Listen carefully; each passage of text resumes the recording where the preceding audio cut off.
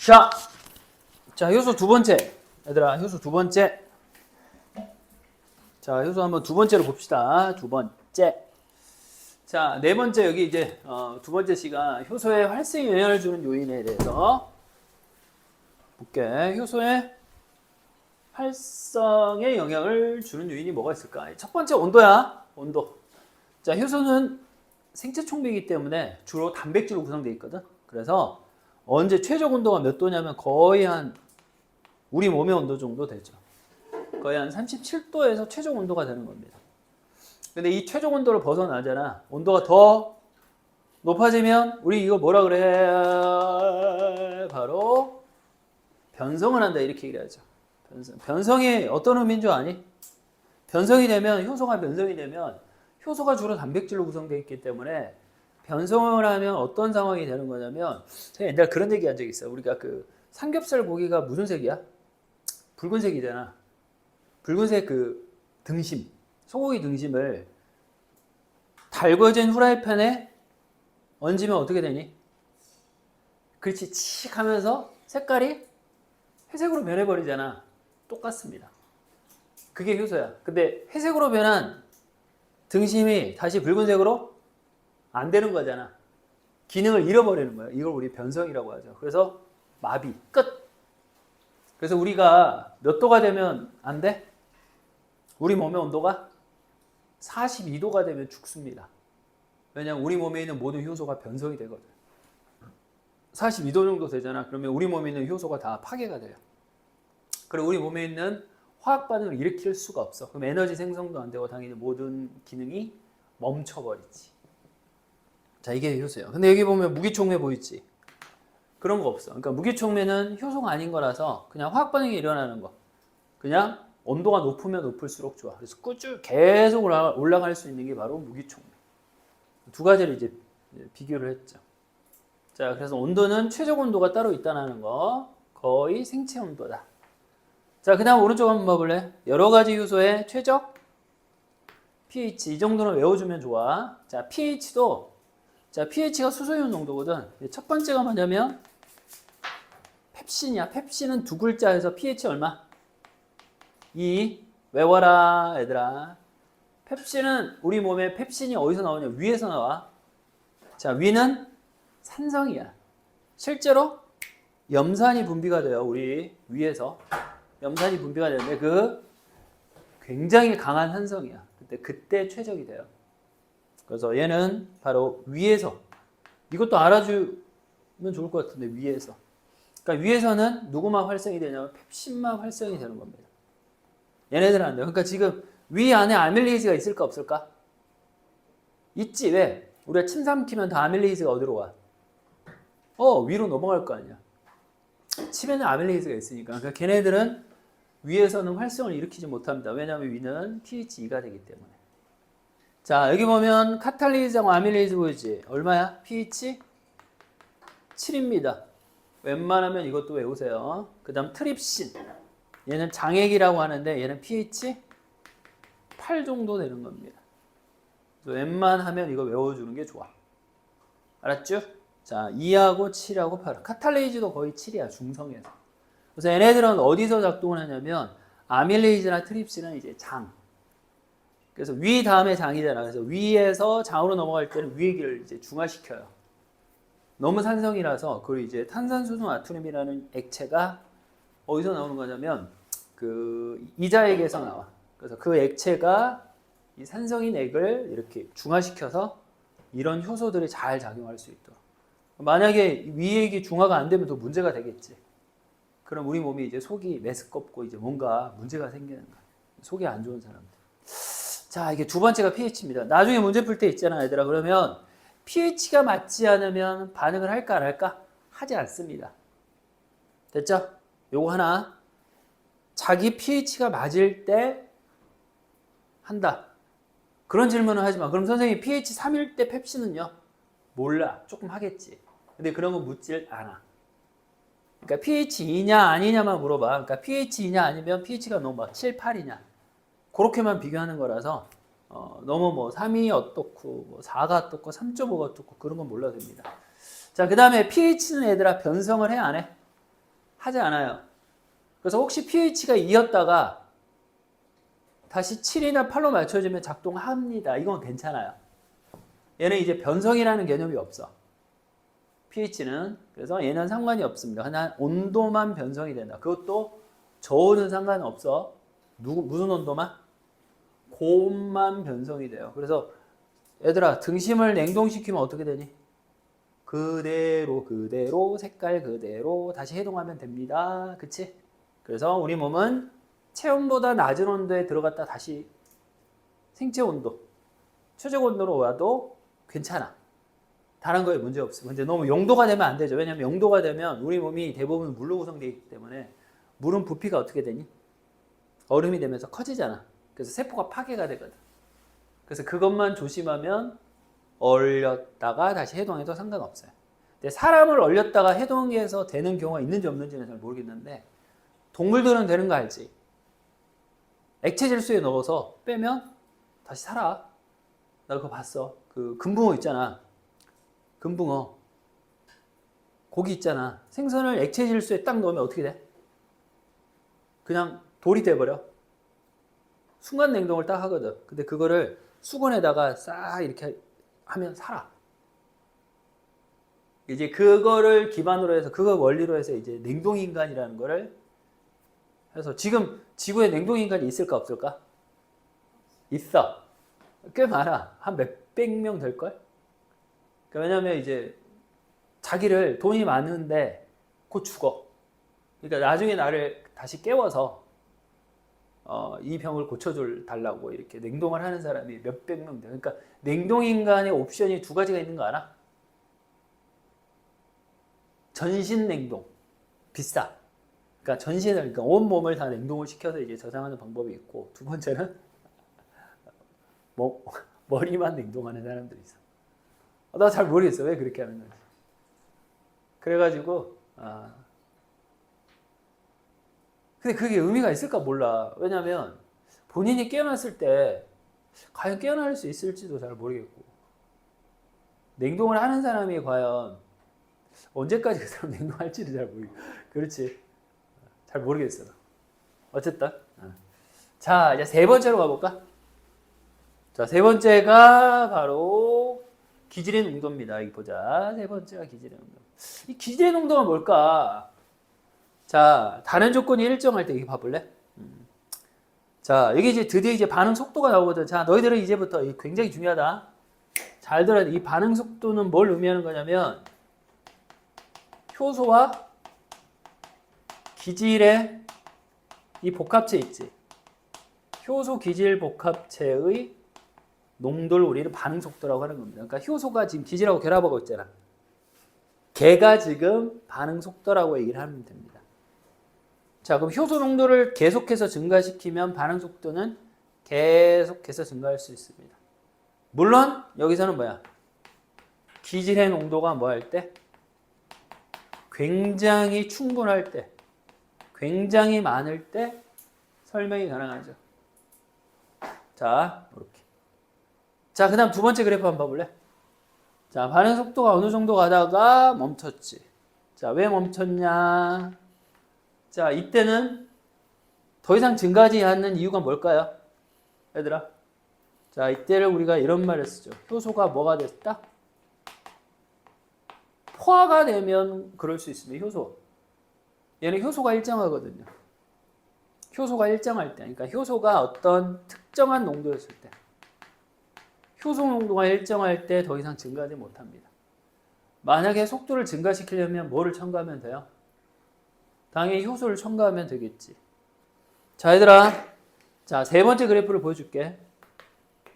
이렇게. 자, Y축이 뭐냐면 이렇게 쓰는 겁니다. 생성물의 양이 되는 겁니다. 자, 얘도 이렇게 해볼까?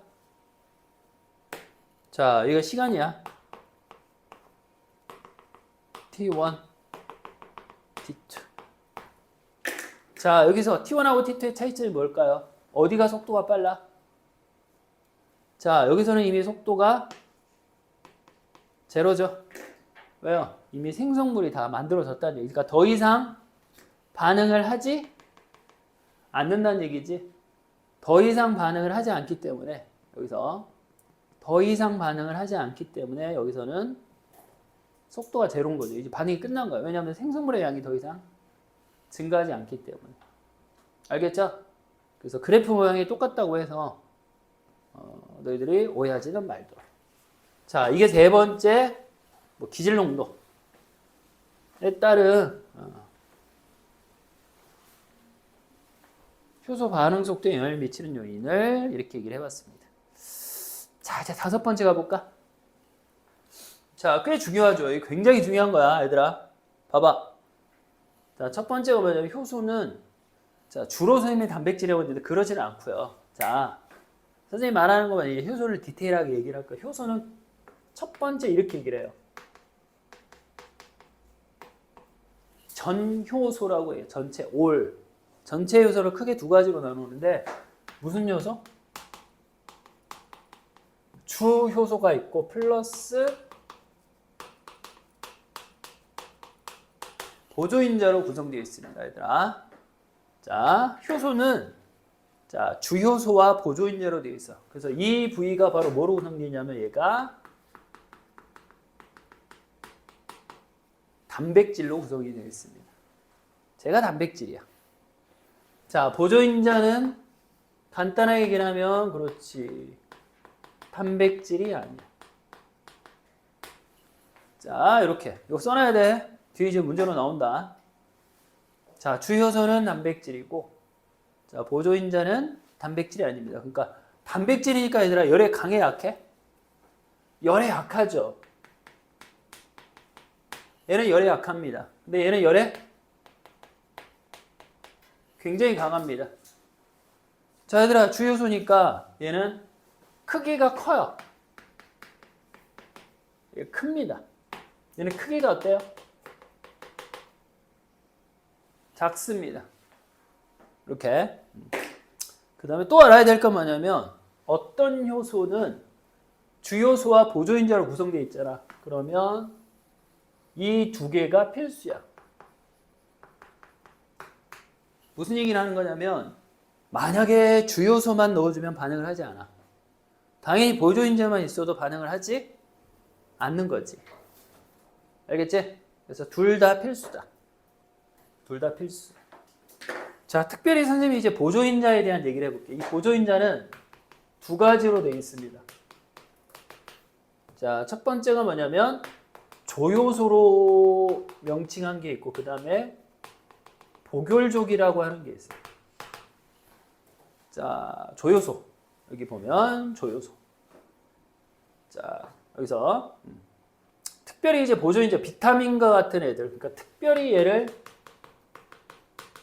이제 다음 시간에 이거 엄청 많이 들을 거야. 탈수소 효소에 조효소가 많이 있어. 탈수소 효소, 조효소. 자, 그다음 복혈족은 주로 뭐냐면 뭐 굴이라든지 뭐 철이라든지 마그네슘 같은 이온이 보조인자가 되면 우리가 복혈족이라고 하는 겁니다. 얘네들이. 근데 얘네들은 특징이 있어요.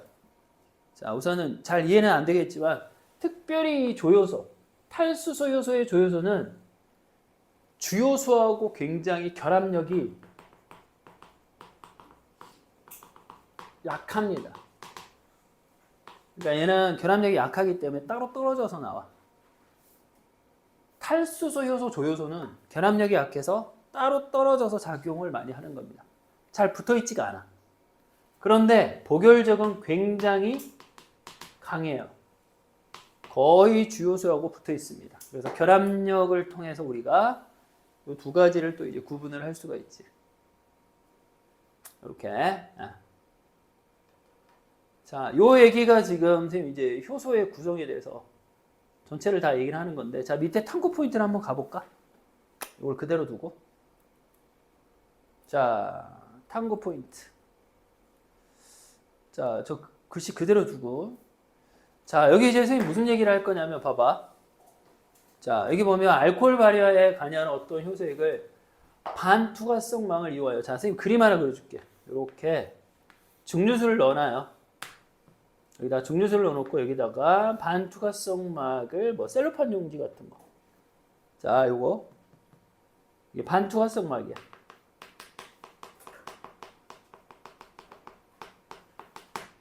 이렇게. 그 다음에 여기 안에다가 뭘 넣냐면 효소를 집어넣습니다. 그 효소를 집어넣으면 자, 크기가 큰 주요소는 어디에 있어? 안쪽에 그대로 있어요. 왜? 크기가 크다고 했잖아, 선생님이. 그 다음에 보조인자는 어때? 크기가 작아서 바깥쪽으로 빠져나와요. 자, 이때 여기를 적어야 돼. 이때 이 안에 있는 용액을 뭐라고 하냐면 투석 내액이라고 하고요. 자, 바깥쪽에 있는 걸 뭐라 그래? 투석 외액이라고 하는 겁니다. 자, 이게 마지막 명칭이야. 써놔야 돼. 자, 뭘 써놔야 돼? 마지막. 이 주요소가 뭐라고? 이 주요소가 바로 투석 내액이 되고 얘가 투석 외액이 되는 겁니다. 크기가 작아서 바깥에 빠져나올 수 있거든. 자, 어쨌든 봐봐. 실험을 할 거야. 자, 포도당에 작용하는 그 효소, 투석내. 이게 바로 뭐라고? 주요소라고 얘기를 했죠. 그럼 얘가 주요소잖아. 그러면 작동을 하냐고? 안 하지. 왜? 보조인자가 없으니까. 그럼 얘는 투석 외이니까 뭐였어? 보조인자지. 보조인자로만 반응을 못하죠. 그래서 얘도 X가 되는 겁니다. 둘 다 있으면 반응을 하죠. 괜찮습니다. 자, 그 다음에 투석내액을 가열하면 돼? 안 돼? 쓰레기 되죠? 안 됩니다. 그래서 안 됩니다. 근데 보조인자를 가열해도 괜찮다고 얘기를 했지. 왜? 열에 뭐 하니까? 강하니까. 지금 이 실험을 얘기를 하는 겁니다.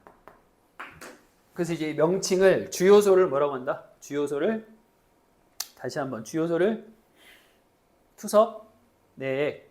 자, 보조인자를 투석 외액. 뭐 이런 식의 명칭을 쓰기도 한다는 거. 자, 그런데 마지막 하나 더 있어. 그러면 봐봐. 모든 효소가 얘들아. 자, 잠깐. 모든 효소가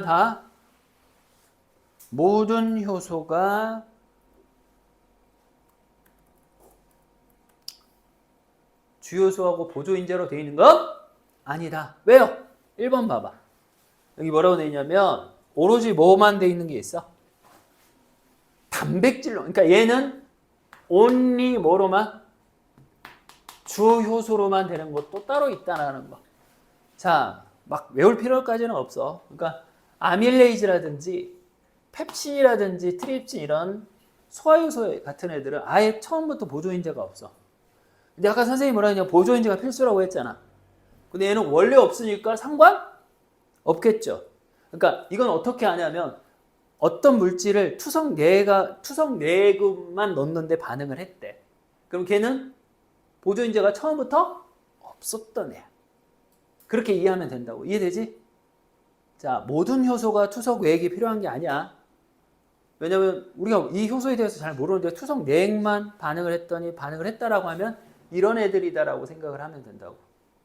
자, 이거는 거기에 맞춰가지고 그렇게 해석을 하면 된다. 자, 이제 거의 이제 효소 마무리가 돼갑니다. 자, 밑에 이것도 문제가 잘 나오죠. 종류입니다. 효소의 종류가. 자, 여기 효소의 종류가 꽤 많은데 대충 알아야 돼요. 자, 첫 번째는 가수분해 효소입니다. 가수라는 뜻이 뭐냐? 내가 토요일반에서 가수라고 하니까 지가 가수래. 하나 진짜 보컬이라고 하나 진짜 짜증나 죽는 줄. 하나 진짜 그 가수가 아니잖아. 이 가짜가 뭐 더할까? 뭐를 더해? 물이 들어가. 그러니까 이 가수분해 효소인지 아닌지 보면 무조건 물이 눈에 보여야 돼. 얘들아, 물이 들어가야 돼. 물이 빠지면 또 뭐라 하니? 탈수 축합이라고 해. 그거는 물이 빠지면 탈수야. 물이 들어가야 가수분해야. 그러니까 이게 가수분해 효소인지 아닌지는 물이 들어가는 걸 확인하면 되죠. 자, 두 번째는 무슨 요소? 이거 꽤 잘 나옵니다, 얘들아. 전이효소라고 해. 꽤 잘 나와. 별표 치기는 그렇고 문제 풀면 전이효소. 자, 한 기질의 작용. 자, 이거 파파파파파파파 선생님이 보여줄게. 자, 이게 바로 자, 보이지?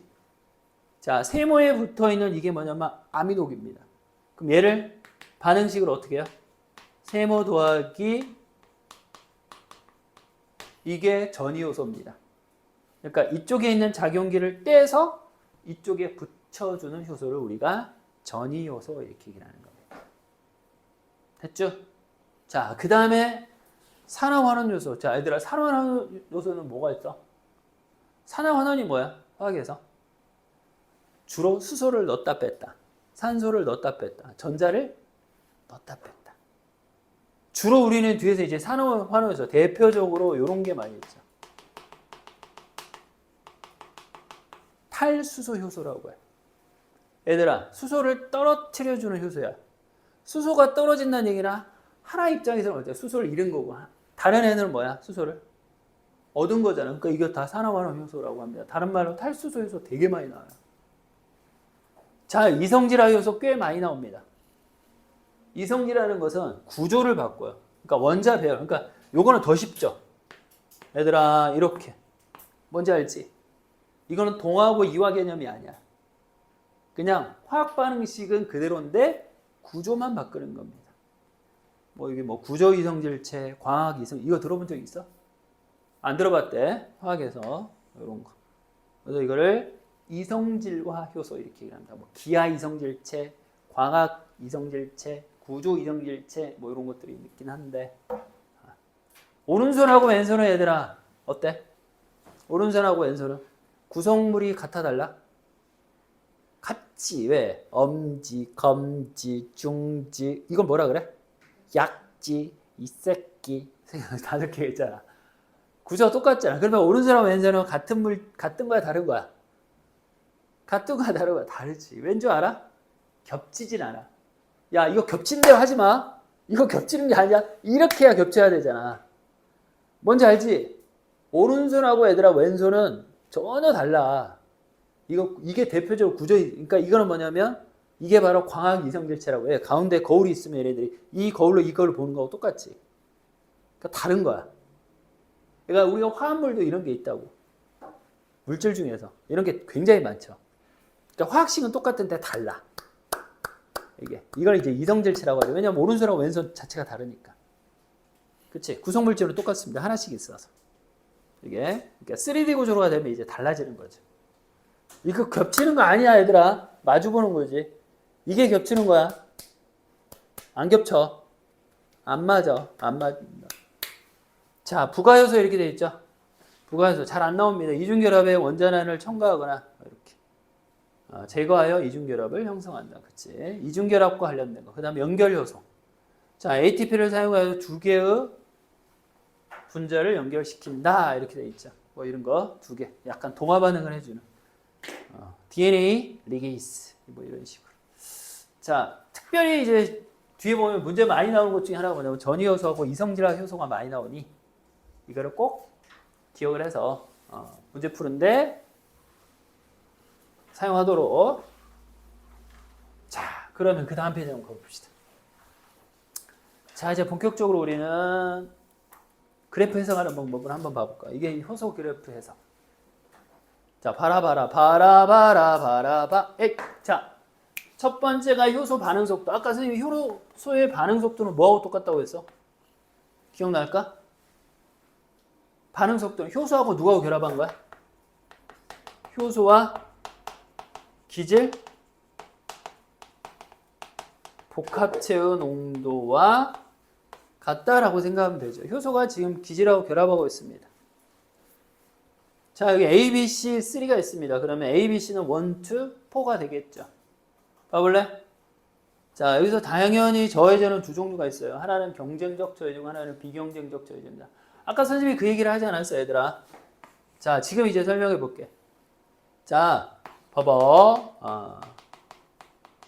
경쟁적 저해제의 무슨 효과? 저해 효과를 자, 감소 또는 아예 없애는 방법이 있습니다. 어떻게 하면 될까? 경쟁적 저해. 자, 비경쟁적 저해제는 저해 효과를 감소하는 방법이 그렇지. 있을 수도 있죠. 있을 수도 있는데 이제 시험 문제는 거의 안 나오죠. 자, 어떻게 하면 저해 효과가 아예 없앨 수가 있을까? 얘들아, 경쟁적은 자, 그 경쟁적 저해제는 누구하고 경쟁한다고 있어? 효소와 경쟁해, 기질과 경쟁해? 기질과 경쟁해. 효소하고 경쟁하는 거 아니야. 자, 효소하고 기질. 자, 봐봐. 효소가 50개 있고 기질이 50개 있어.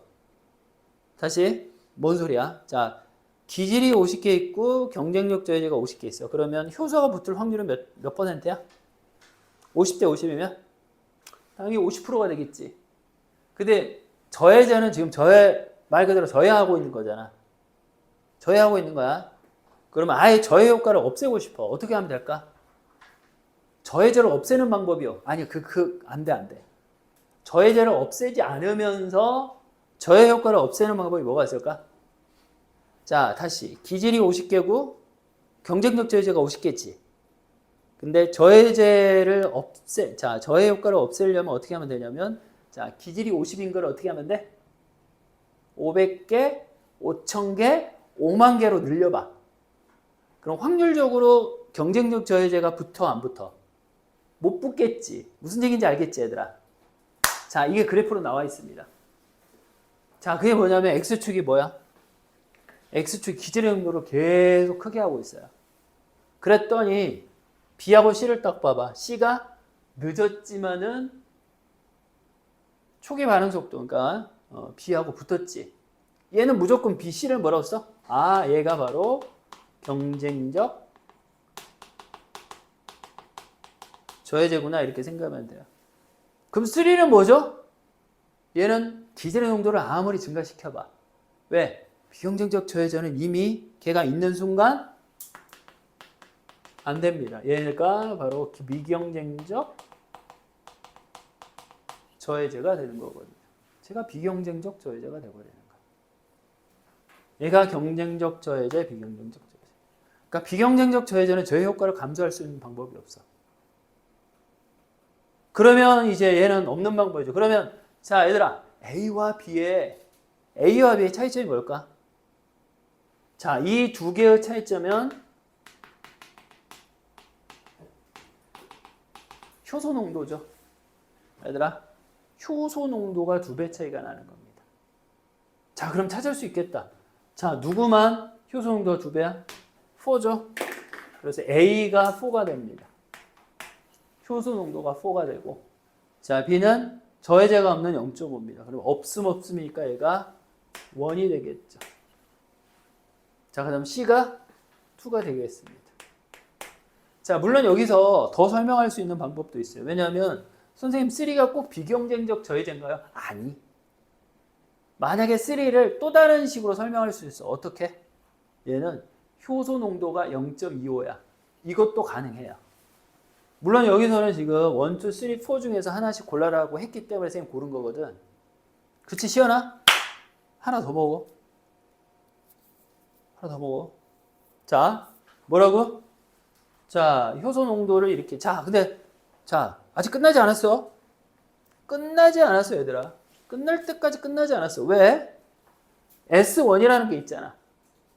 자, 그럼 S1에서 A를 한번 봐봐, A. 자, A를 보면 요거 보이지? 요게 있고 요게 있을 거 아니야. 자, 이거를 우리가 선생님 뭐라고 할까? 요거를 가라고 하자. 자, 요거를 나라고 하자. 가하고 나가 의미하는 바가 뭘까요? 이거야. 왜냐면 물어보니까 봐봐. 가하고 나. 자, 이제 쓸게. 가는 뭘 의미하는 거냐고? 자, 누구하고 결합하지 않아? 기질과 결합하지 않는이라고 써야지. 맞지? 결합하지 않는 효소 농도를 의미하는 겁니다. 그러면 나는 뭘 의미하는 거라고? 나는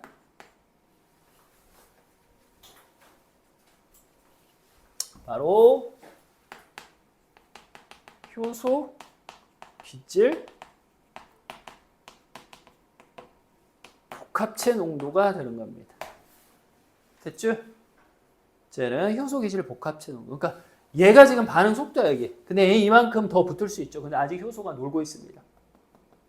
요 얘기를 하는 거야. 요 얘기를. 그래서 저기서 효소가 기질과 결합하는 농도와 아직 결합하지 못하는 거. 조금 더 이제 기질이 더 들어가면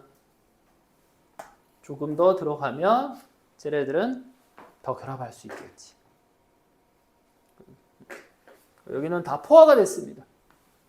더 늘리고 싶으면 뭐 하면 돼? 효소를 증가시키면 되겠죠. 자, 요게 지금 이제 그래프에 대한 해석을 선생님 대충 이렇게 확인을 했습니다.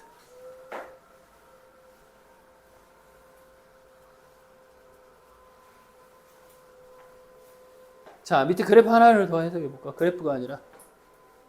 자, 그 다음 페이지 연습 문제 하나를 봐봐. 1번. 자, 이건 좀 다른 내용인데, A, B, C, D를 자 각각 해당하는 물질을 각각 쓰라고 했어. 너희들은 C까지만 했잖아. 근데 D까지야. A가 뭐고, B가 뭐고, C가 뭐고, D가 뭘까? 자, 첫 번째. 여기서 제일 찾기 쉬운 게 뭐냐면 A하고 B인 것 같은데. 그지? A가 점점 시간이 지날수록 어때요? 줄어들잖아. 자, 모든 반응에서 뭐가 줄어들어? 당연히 기질 아니야? 기질이 시간이 지날수록. 그러면서 걔가 뭐로 바뀌니? 걔가 뭐로 바뀌어? 반응물로 바뀌어. 뭐야? 생성물로 바뀌겠죠. 생성물로 바뀝니다. 자, 너희들이 이제 문제 풀다가 있잖아. 이렇게 그래프가 나오기도 한다. 이게 물질의 농도야. 자, 근데 이렇게 돼 있어. 자, 이게 A고, 자, 요게 B야. 자, 이걸 보면서 우리는 이게 무슨 반응이니? 이화 반응임을 확인할 수 있죠. 왜냐면 A가 쪼개져서 몇 배가 된 것 같아? 농도가 2배가 됐잖아. 그러면 큰 물질, 고분자가 2개의 저분자가 됐다. 이제 그런 느낌으로 이해를 해도 된다고. 그래서 기질은 농도가 작지만 생성물이 농도가 많아졌다는 얘기는 쪼개졌다 그 말이지. 그래서 이거는 이게 이화 반응이구나. 이거 발열 반응을 했겠구나라고 생각을 해서 문제를 풀어도 된다고. 자, 그럼 C하고 D가 뭘까? 얘들아, C하고 D가 처음에 없었던 애가 늘어나죠. 이 C가 바로 뭐냐면 효소 기질 복합체가 되는 겁니다. 그럼 D는 뭐냐? 초반에 늘어났다. 그러면 점점 이제 시간이 지날수록 어떻게 돼요? 다시 그렇지. 이제 이거는 효소 농도를 얘기하는 겁니다. 요 네 가지를 이렇게 그래프로 표현하기도 합니다. 그래서 효소 기질 복합체가 증가했다가 쭉 이렇게 줄어들고 나중에도 이렇게 되겠죠. 그지? 반응이 끝났을 때. 뭐 이런 식으로. 그래서 이런 그래프 문제가 나오면 마찬가지로 이런 식으로 또 해석을 해주면 된다. 이렇게. 자, 연습 문제 2로 가볼까요? 이렇게. 자, 요건 한번 해볼래? 쌤 시간을 줄게. 자, 요건 한번 해봐.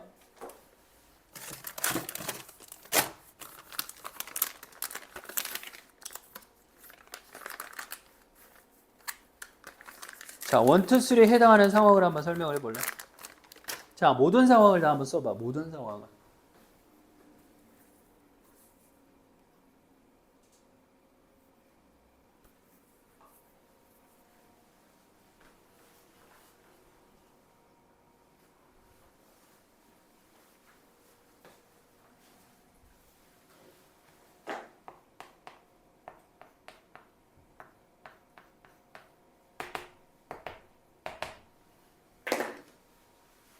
원, 투, 쓰리.